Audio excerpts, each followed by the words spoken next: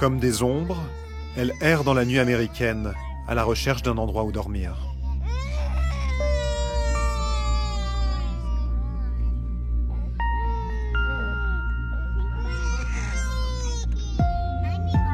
Ce soir, elles iront se garer sur un parking.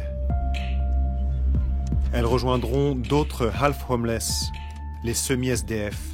C'est ainsi que les Américains appellent ceux qui dorment dans leur voiture ou dans des hôtels bon marché, après avoir été expulsés de leur logement. Ils n'ont pas été recensés, personne n'a pu nous dire combien ils sont. Pendant nos mois d'immersion dans l'Amérique en crise, nous en avons rencontré des centaines. La plupart sont issus de cette classe moyenne qui incarnait depuis des décennies le rêve américain.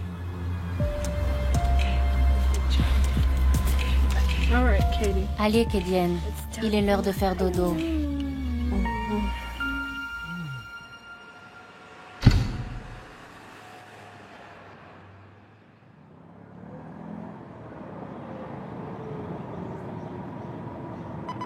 This is Morning Edition from NPR News. Good morning, I'm David Green. There's bad news on the jobs front today. The unemployment rate inched up to 8.2%. This is the third straight month of slumping jobs numbers, and it comes just as the presidential race is heating up.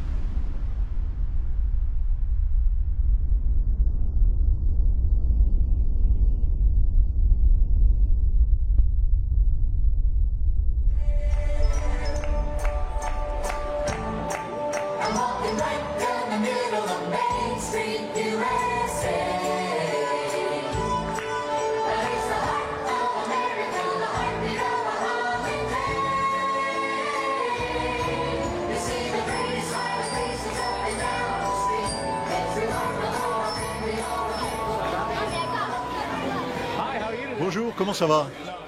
Gardez le ticket pour revenir. Excellente journée à vous. Passez par ici, s'il vous plaît. Qu'est-ce qui vous plaît dans ce métier? Parler, être en contact avec les gens.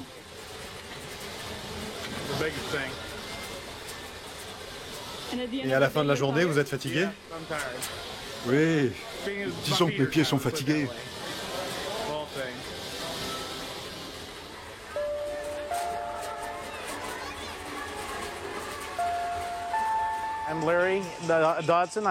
Je suis Larry Dodson. Je travaille pour Disney à Orlando. J'ai 52 ans, 5 enfants. Je vis avec ma femme et 2 de mes enfants dans une chambre de motel en Floride.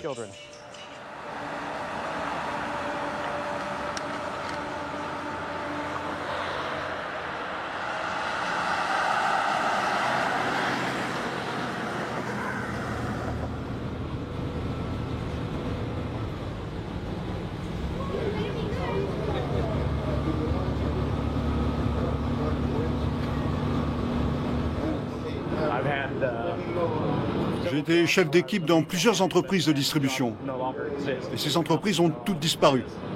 Donc ma première préoccupation, c'est la sécurité de l'emploi. Il y a encore 3 ans, Larry Dodson dirigeait le service clientèle d'une grande surface. En 2009, au plus fort de la récession, il a perdu son emploi, puis sa maison. Il loue depuis une chambre à la semaine dans un des motels qui bordent la route vers Disney World.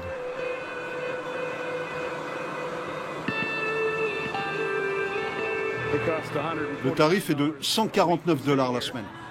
Je gagne environ $220. Donc ça nous laisse $70 pour acheter à manger, des vêtements, tout ce qui est nécessaire pour vivre.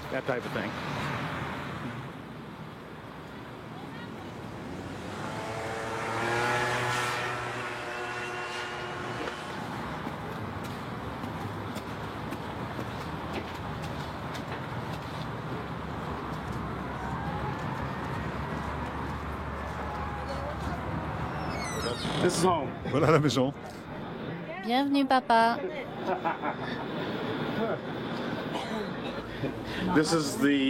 Voici la salle de séjour, la chambre, salle à manger, 2 lits, une penderie, Les parents et leurs 2 plus jeunes enfants vivent dans cette chambre avec ceux qu'ils ont pu sauver le jour de leur expulsion. Il y a un de mes fils qui est au travail à l'heure qu'il est. Et ma fille Cassandra va à l'école. On vit les uns sur les autres. On se tape sur les nerfs. Mais on ne sait pas quand on pourra partir d'ici. Il faudrait qu'on gagne plus d'argent, que l'un de nous fasse plus d'heures supplémentaires. Ça nous permettrait d'économiser le mois de loyer d'avance, la caution pour louer un appartement.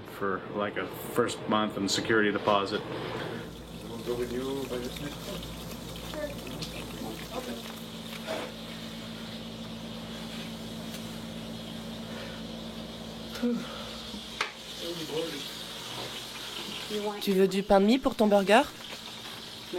Oui, s'il te plaît.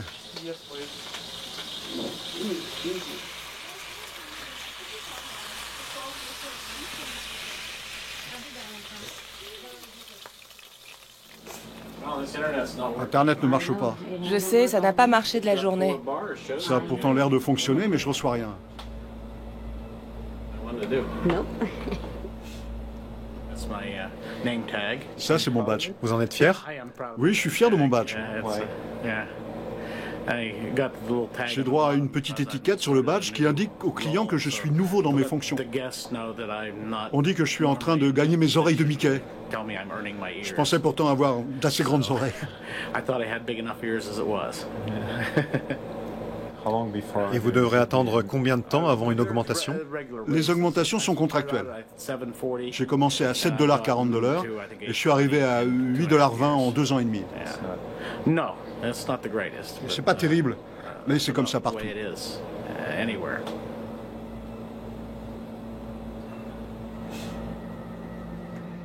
Autour des parcs d'attractions de Floride, 900 familles vivent dans des hôtels bon marché comme celui-ci. Ils hébergent ceux qui ne sont plus jugés solvables par les propriétaires. Leurs gérants passent parfois pour des marchands de sommeil qui exploitent la misère de ces familles. Un seul a accepté de nous parler. Je dois faire le total des loyers de la semaine.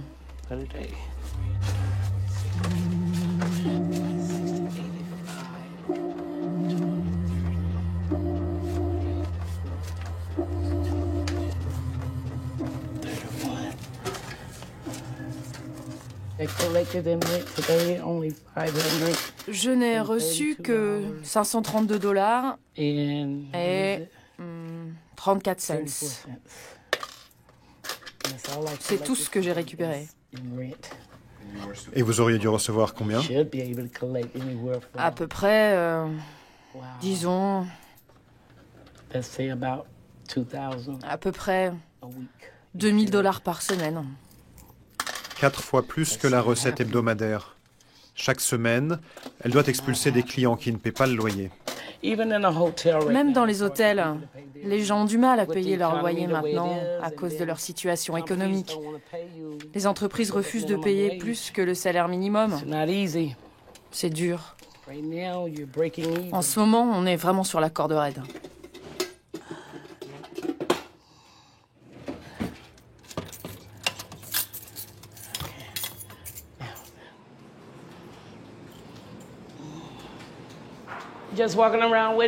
Tu essaies de l'endormir? Il ne veut pas faire dodo?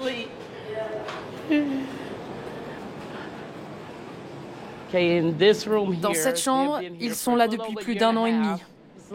C'est devenu leur résidence permanente. Eux, 2 ans.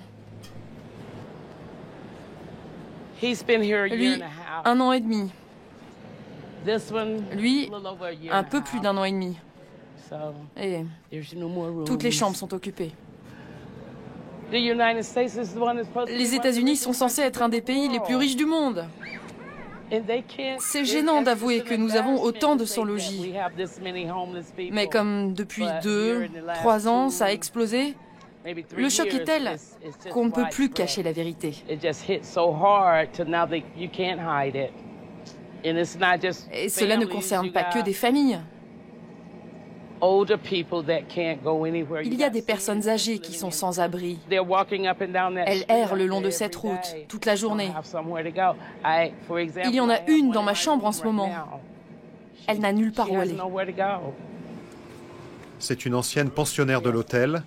La gérante l'a recueillie chez elle. Sans logis depuis 5 jours, elle dormait sur le bord de l'autoroute. Elle a 67 ans.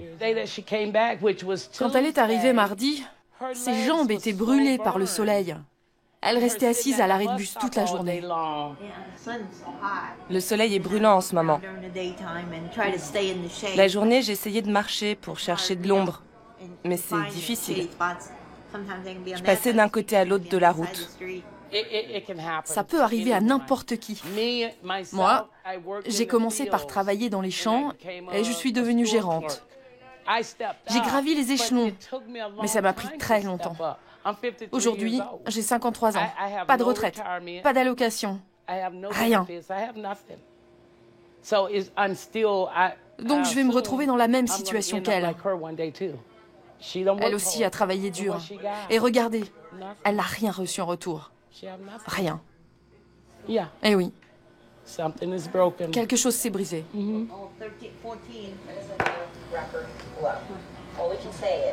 Unless Greece really blows up and causes a problem around the world, it isn't going to get a lot better than that, people. So if you want to refi, do it. It's been 287 days since the U.S. lost its top credit rating. What do we do as well as part of the discovery? Among the evidence are the first photos of the neighborhood watch. Dans la catégorie 1 étoile, l'hôtel de Shirley est le plus prisé. Le loyer est de $800 par mois. La plupart de ses résidents sont issus de la classe moyenne.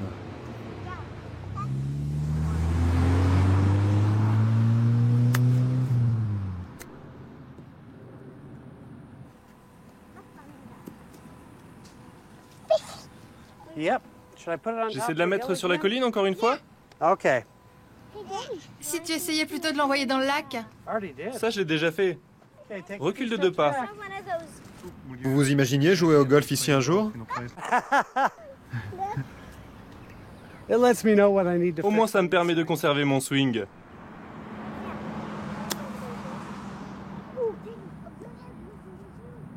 À Salt Lake City, je jouais au club privé de la vallée.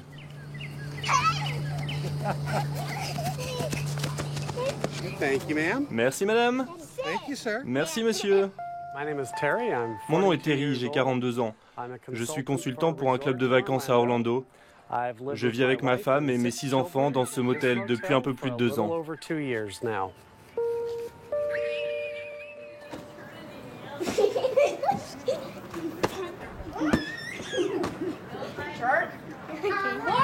C'est elle qui a commencé.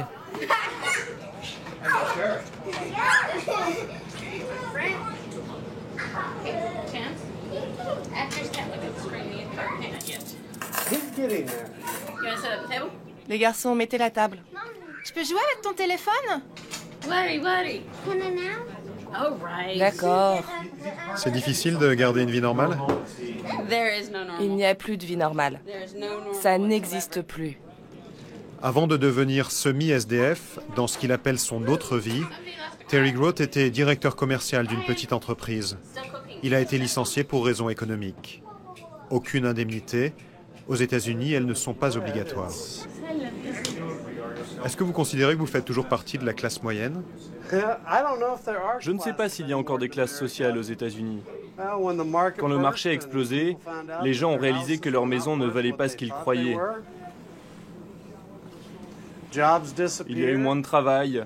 L'illusion de la sécurité de l'emploi et d'une vie stable a disparu. Les filles, à table. Je peux avoir une petite cuillère?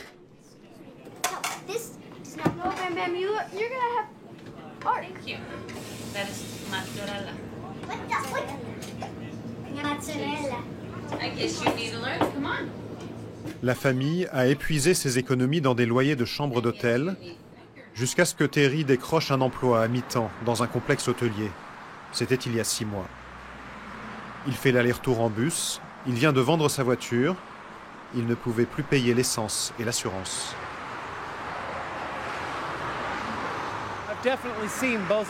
On peut dire que j'ai connu le haut et le bas de l'échelle. On avait un bateau, des skis nautiques, on allait à la montagne en vacances. Le meilleur de la société de consommation. C'était le stéréotype de la famille américaine des années 50. La petite barrière blanche autour de la maison. Maman et papa qui travaillent, ils ont le même boulot toute leur vie. Ils prennent leur retraite et leurs enfants s'occupent d'eux. Cette époque est révolue.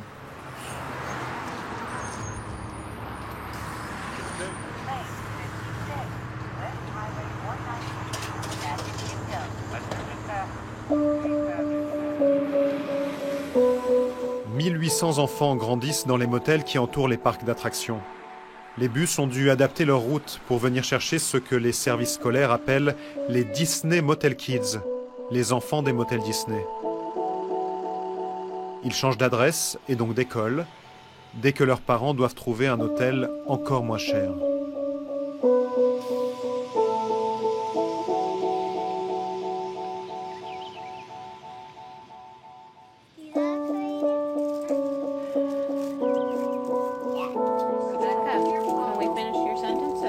Concentre-toi sur tes phrases.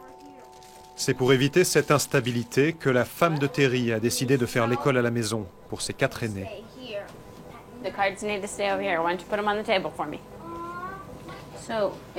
me dis que tu as lu le livre, mais tu ne t'en souviens plus?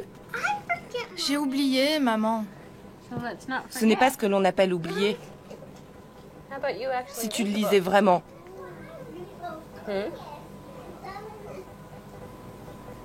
Toi, tu es allé dans 5 écoles différentes en un an. Ce qui serait bien, ce serait d'avoir des relations sociales. C'est-à-dire? Des amis avec qui parler. Nouer des relations. Et avec qui échanger. Oui, et jouer. Je pense qu'ils ont honte. Parce qu'on vit dans un motel. Mais on leur dit, on n'est pas les seuls. En tout cas, le long de cette route, c'est devenu la norme.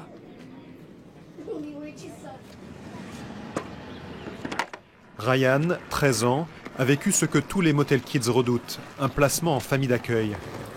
Alors qu'ils erraient de motel en motel dans leur voiture, que la tension était forte entre Terry et sa femme, ils ont été jugés économiquement incapables d'élever 6 enfants. Les 3 aînés ont été placés 1 mois, le temps que la situation des parents se stabilise. Maintenant, je fais de mon mieux pour que ça ne soit pas trop dur pour eux. J'essaie de prendre tout sur moi parce que je suis le grand frère. Ce n'est pas trop lourd à porter? Si, mais si ce n'est pas moi qui porte, qui va souffrir encore plus? Maman ou mes sœurs? En tant qu'aîné, quand mon père est au travail, j'ai l'impression que je deviens l'homme de la maison. Je dois faire ceci, faire cela, laver le chien, la vaisselle, tout ça. Mais bon, rester à l'intérieur, ça me donne le temps de réfléchir. Et à quoi tu penses le soir? À quoi tu rêves quand tu t'endors? Je fais surtout des cauchemars. Je repense au jour où on a été placé en foyer, tout ça.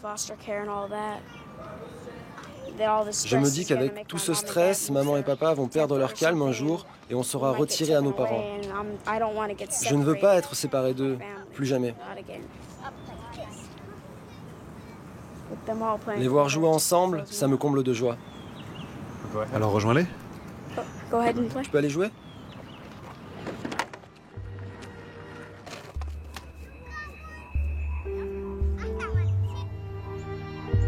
Pour faire face, les parents ne peuvent compter que sur eux-mêmes.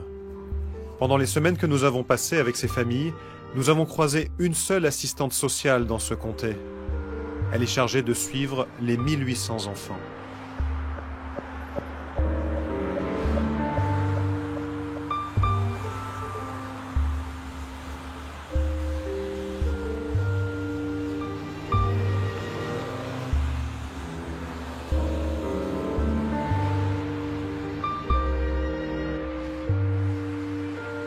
À 30 ans, la femme de Terry avait arrêté de travailler pour s'occuper de ses 6 enfants. L'an dernier, elle a fait la tournée des restaurants pour proposer ses services. Désormais, chaque soir, après le dîner des enfants, elle travaille en cuisine dans une brasserie en face de l'hôtel. Son salaire est variable. S'il y a peu de clients, elle rentre tôt, mais les poches vides.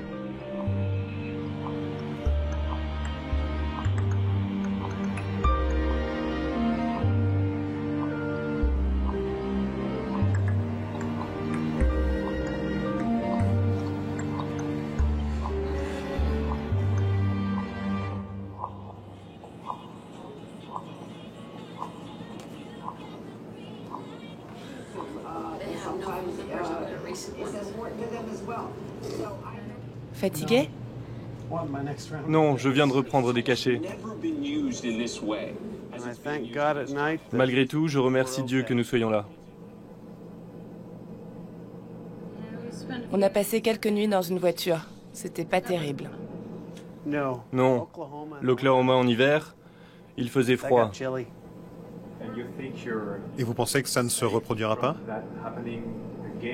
Non. On n'est jamais à l'abri. Sur les 7 dernières familles qui ont quitté le motel, une seule a emménagé dans un logement. Elle y est restée 3 mois. Aujourd'hui, ils vivent dans leur voiture.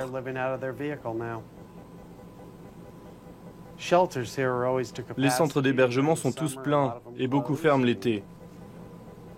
Contrairement à ce que certains affirment, il n'y a pas de filet de sécurité pour les pauvres. Cela n'existe pas.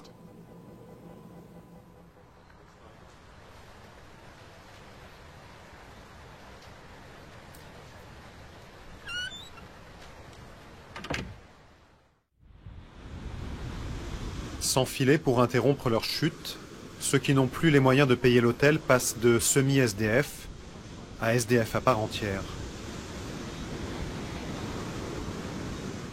Ils migrent alors vers les États où les services sociaux assurent encore une présence minimale. La Californie est la destination la plus fréquente. Ramasse ton seau, ma puce. Mais je veux pas partir. Ta sœur est fatiguée et elle en a assez. Mes mains sont sales. Je sais, on va les laver à la douche.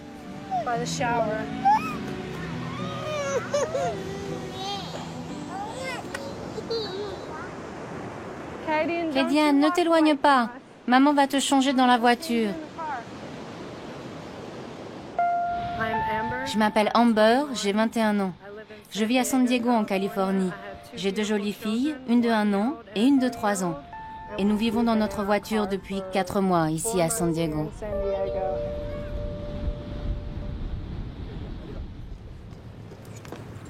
Amber et son mari travaillaient dans un hôtel à Las Vegas.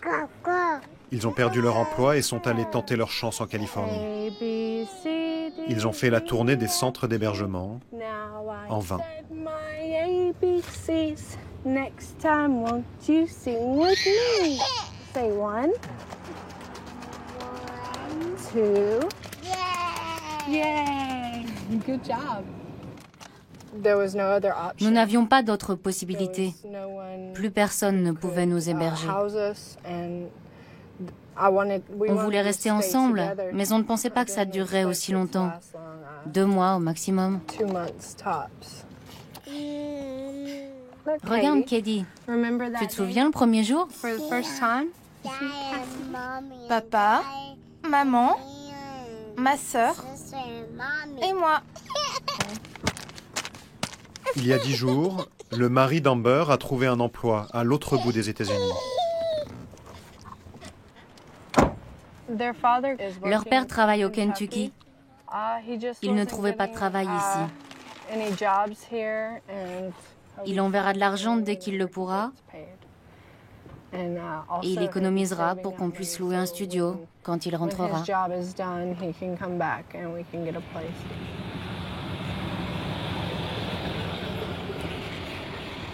Le mari d'Amber a traversé le pays seul, en bus. Leur vieille voiture n'aurait pas tenu les 3000 km de voyage.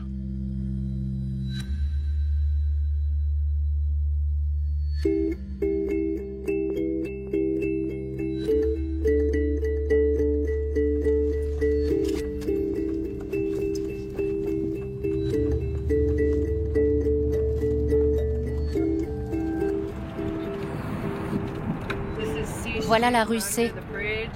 Beaucoup de SDF vivent sous ce pont. L'Amérique a changé. Il y a toujours eu des sans-logis et des chômeurs. Mais là, c'est devenu de la folie.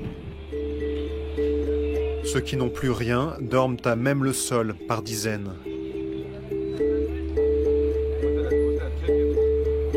Ceux qui ont pu sauver leur voiture ont droit depuis un an à une place sur un parking géré par une association caritative.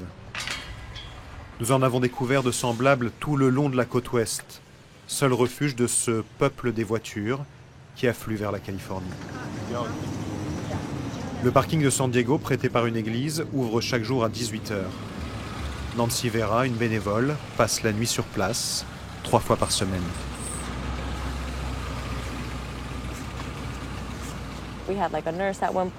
Nous avons eu une infirmière, un enseignant, l'assistante d'un dentiste. Ce sont des gens qui gagnaient bien leur vie. Nous avons de plus en plus de nouveaux sans-logis. Et le problème, c'est que peu d'entre eux réussissent à sortir du parking. Donc on est surchargé. On essaie de faire comme on peut. Tu vas te garer là ?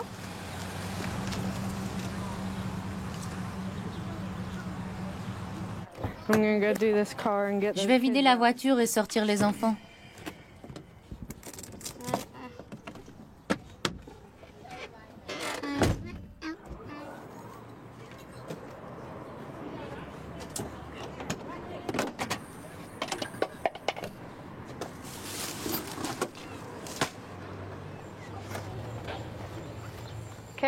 Kédiane, reste dans la voiture.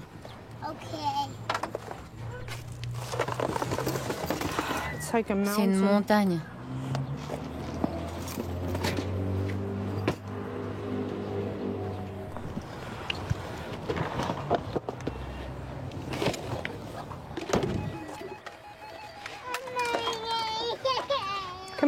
Viens ici, que je te mette ton casque.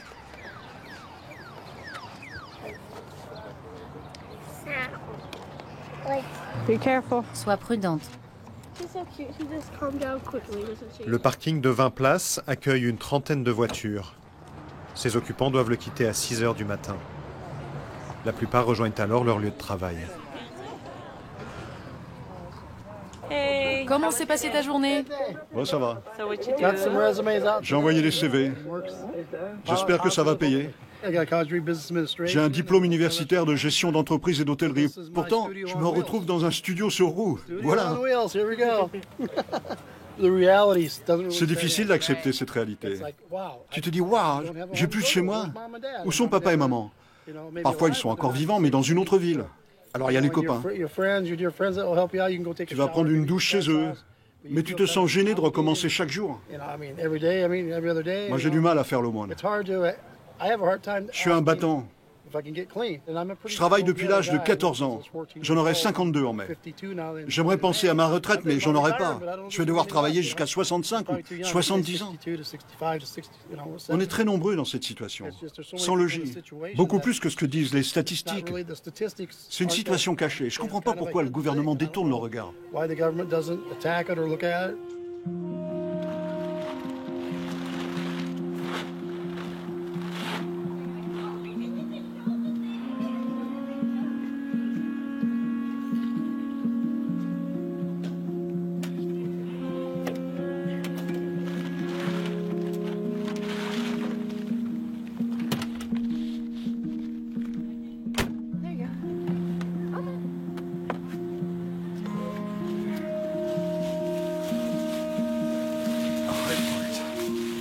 Et voilà, prêt à dormir. Bonne nuit.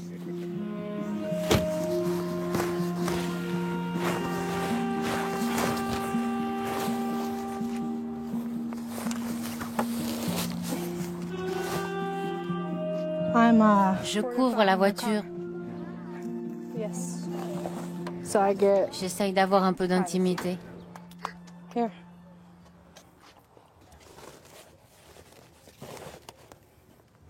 Je vais vous montrer où on dort.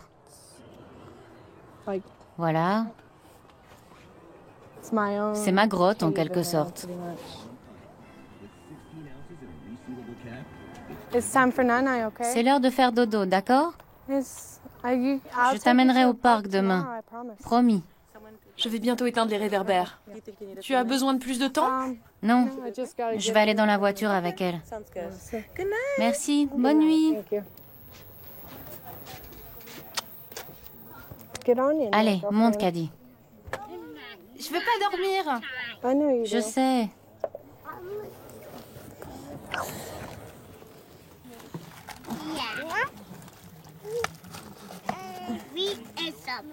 On vit comme des insectes.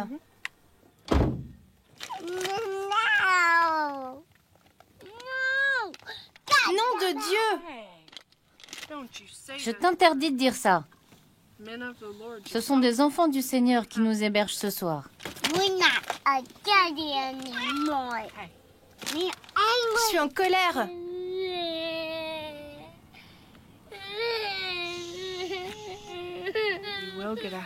On aura une maison.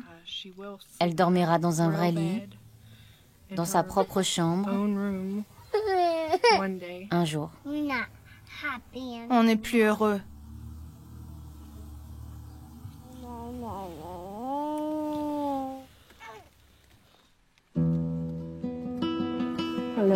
Je t'aime très fort.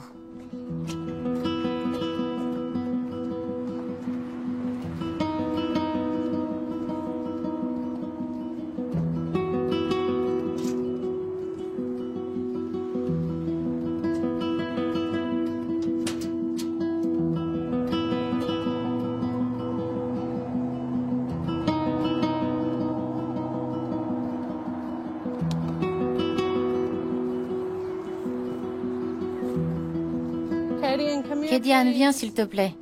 Je me mets là? Oui. Je veux que tu t'asseyes dans la poussette, parce que maman va aller remplir un dossier de candidature. Et je ne veux pas que tu cours partout dans l'hôtel, sinon ils ne m'embaucheront pas. Ne m'attache pas! Kédiane, tu dois être gentille avec moi. J'essaye d'avoir un travail, tu me comprends?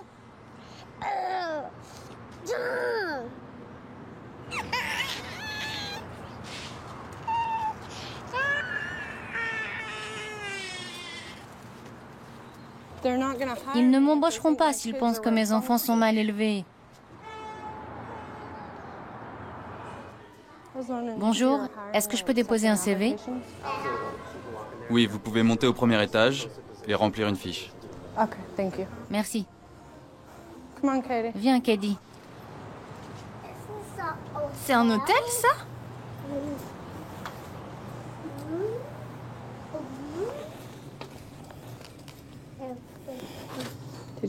Tu as fait caca? Super.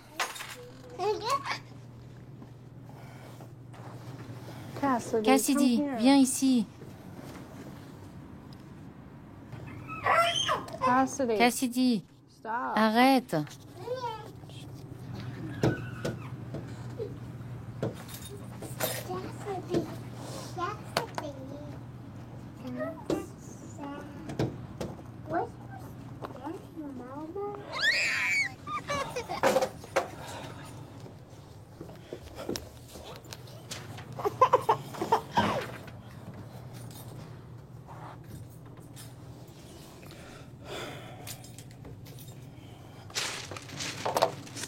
Arrête de toucher à tout.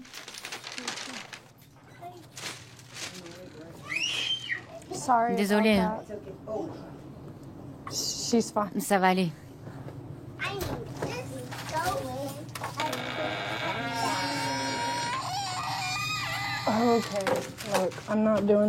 Moi, je laisse tomber.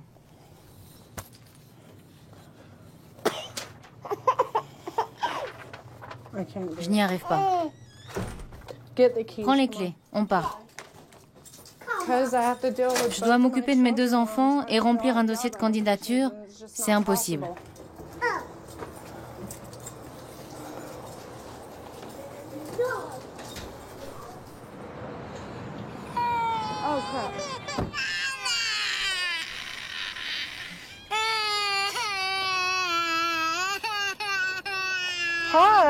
Du calme, Kédiane.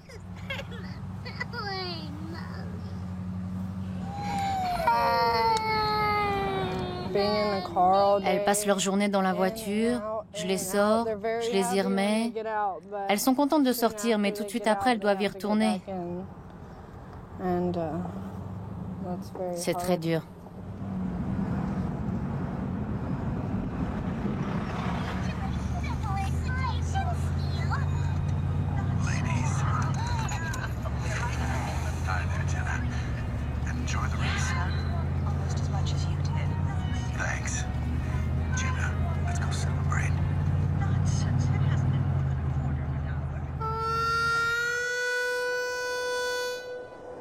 Il y a quelques années, ces prairies étaient couvertes de chevaux.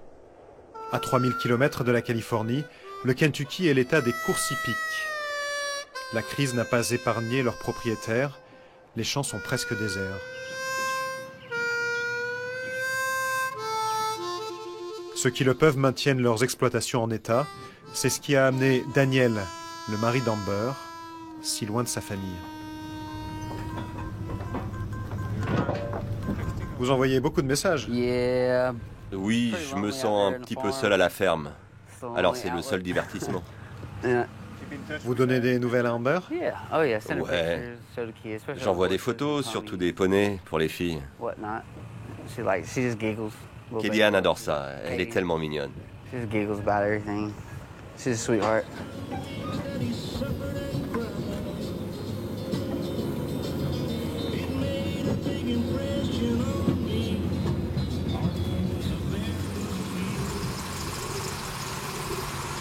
Il y a encore 6 mois, Daniel Carter était employé dans un hôtel à Las Vegas. Aujourd'hui, il répare des clôtures, va de ferme en ferme, 10 heures par jour.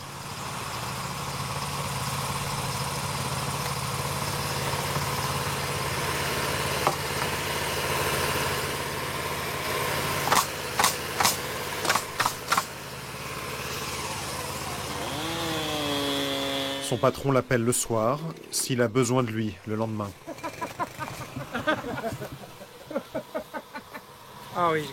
C'est un bosseur. Son engagement au travail est incroyable pour un jeune homme. Je ne sais pas combien de kilos de mauvaise herbe il a coupé. Il y va, je peux vous le dire. Si je pouvais trouver 4 ou 5 gars qui ont sa force de travail, je serais heureux. Il parle souvent de ses filles. Donc vous savez qu'un jour... Oui, mais je lui en veux pas. Pas le moins du monde. Je lui souhaite de pouvoir retrouver ses gamines dès que possible.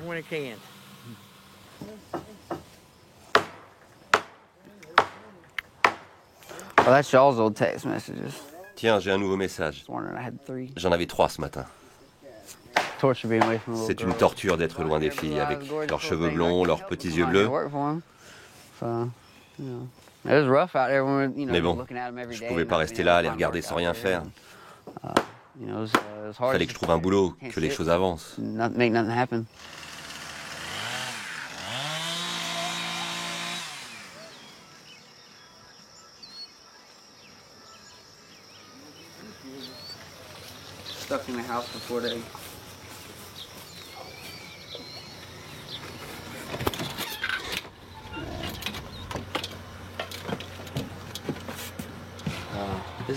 Voici le lit de mon pote Chris, mon lit, la douche. Ouais, on l'a construite nous-mêmes.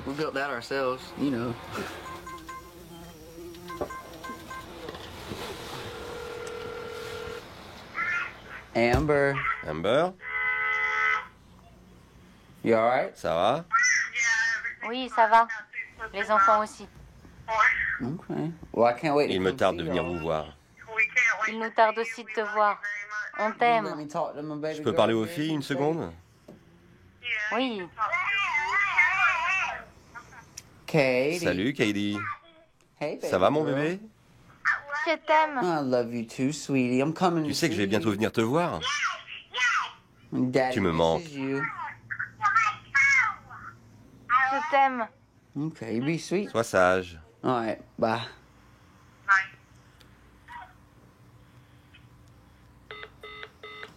Man, I gotta stay strong for kids. Je dois rester fort pour les enfants. Faut être un rock. Pas le choix.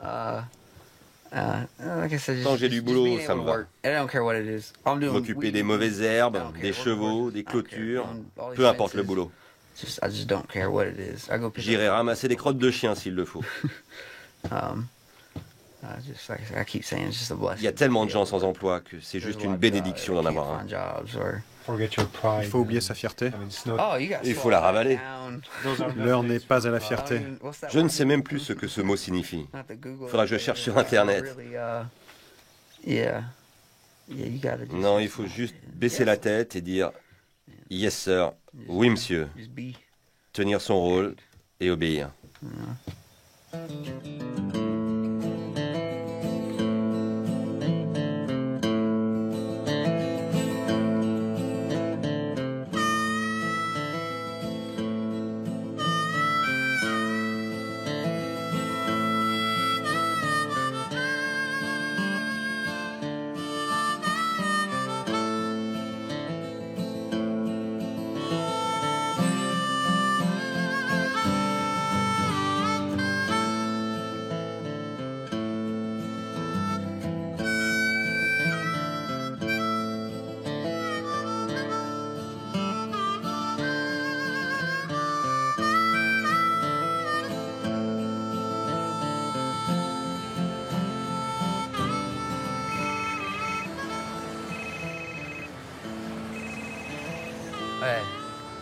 J'arrive, je suis au coin de la rue. J'entends mes bébés au loin.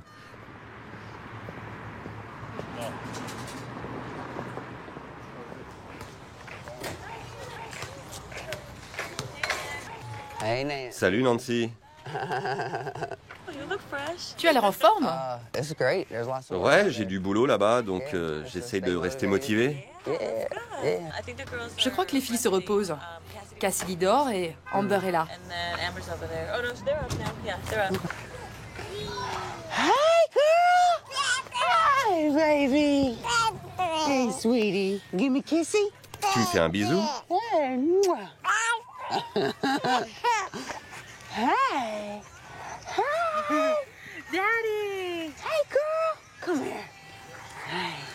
Hey, Amber, give me a hug. Oh. What you think? Alors les filles? Owie.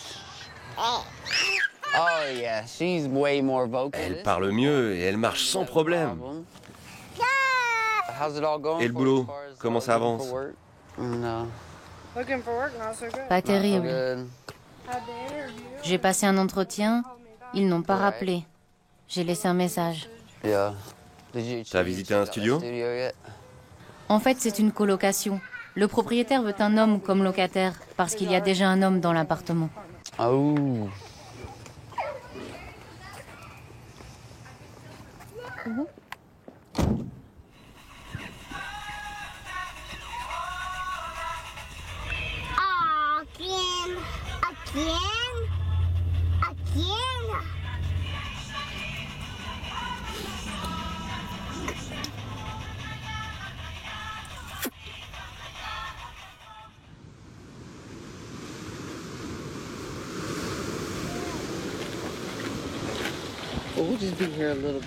On va passer un petit moment à la plage.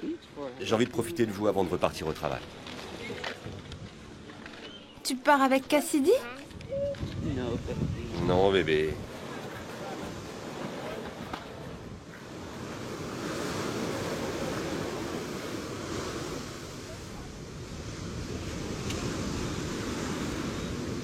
Cassidy.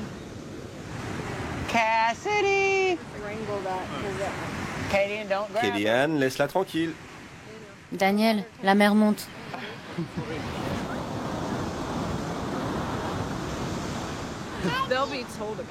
Un jour, on leur racontera ce qui s'est passé.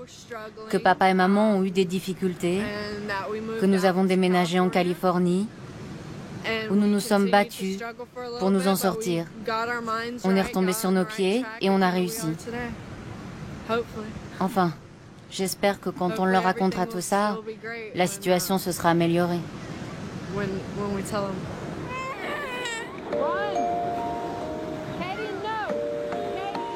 Après ces retrouvailles, Daniel est rentré dans le Kentucky. Un mois plus tard, il nous a envoyé un message plein d'espoir. Amber et les filles avaient enfin une place dans un centre d'hébergement. Nous devions aller les y retrouver pour mettre un point final à cette plongée dans l'Amérique en crise. Et puis tout a basculé.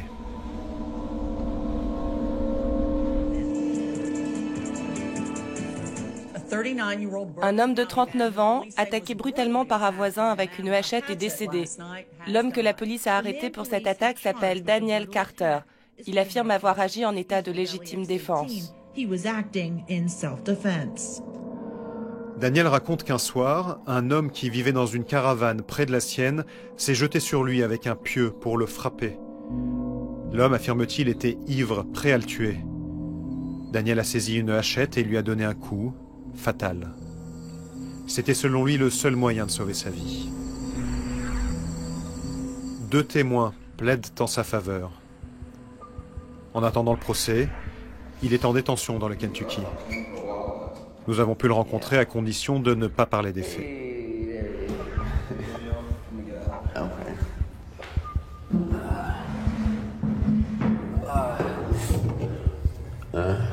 Vous avez pu parler à Amber?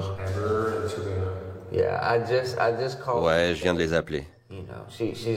Elle dit que je lui manque, qu'il lui tarde qu'on se retrouve. Moi, je suis inquiet pour elle, leur sécurité. Je suis inquiet pour Amber. Ça va être encore plus dur pour elle maintenant. Elle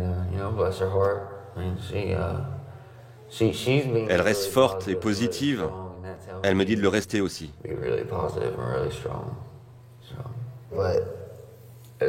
Mais je ne vois pas vraiment ce qu'il y a de positif dans tout ça. À part que ça me donne du temps pour réfléchir. Je réalise encore mieux à quel point j'aime ma famille et à quel point c'est une bénédiction de rester auprès des siens. J'aurais dû rester pauvre, mais avec mes filles sur les genoux. C'est absurde.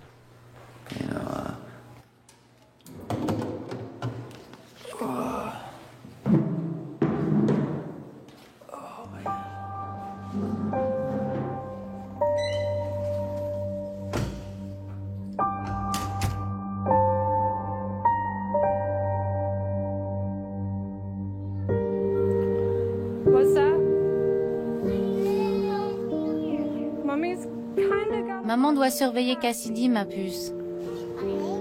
Hello. Hello. Go, go, go. Quand elle a appris l'arrestation, Amber vivait dans ce centre d'hébergement avec ses 2 filles.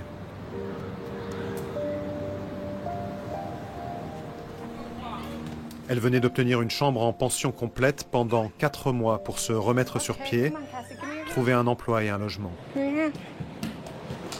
C'est là que nous l'avons retrouvée, 2 mois après son dernier week-end avec son mari.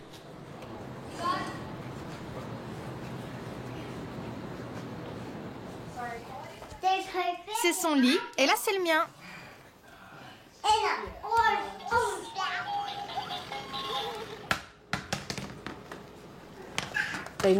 Il faut qu'elles soient joyeuses, qu'elles restent des enfants. Elles n'ont pas à savoir ce qui se passe. Et moi, je cache ma tristesse jusqu'à ce qu'elles s'endorment.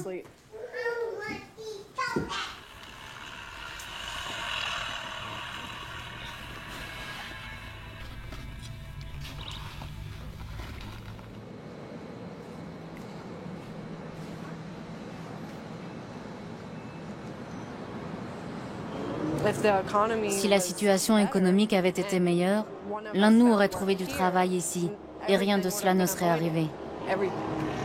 Ce qui s'est passé est une tragédie.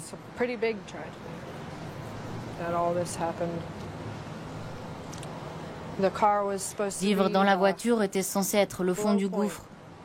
Et là, avec sa détention, si loin, nous sommes tombés encore plus profond.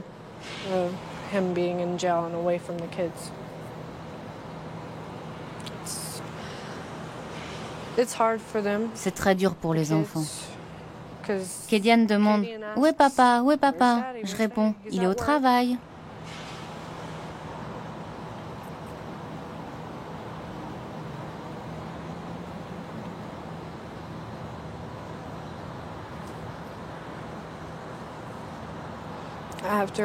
Je dois lui rappeler que c'est quelqu'un de bien.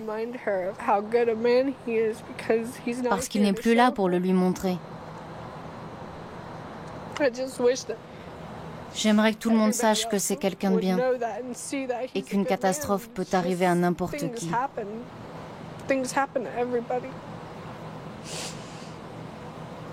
Voilà.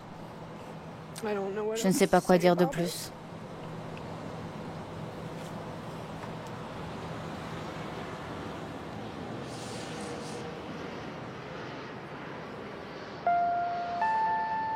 Si la légitime défense est retenue, Daniel Carter sera libéré immédiatement.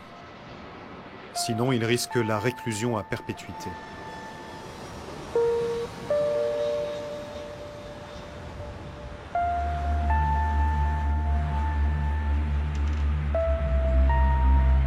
En Floride, Larry attend toujours une promotion qui permettrait à sa famille de quitter le motel.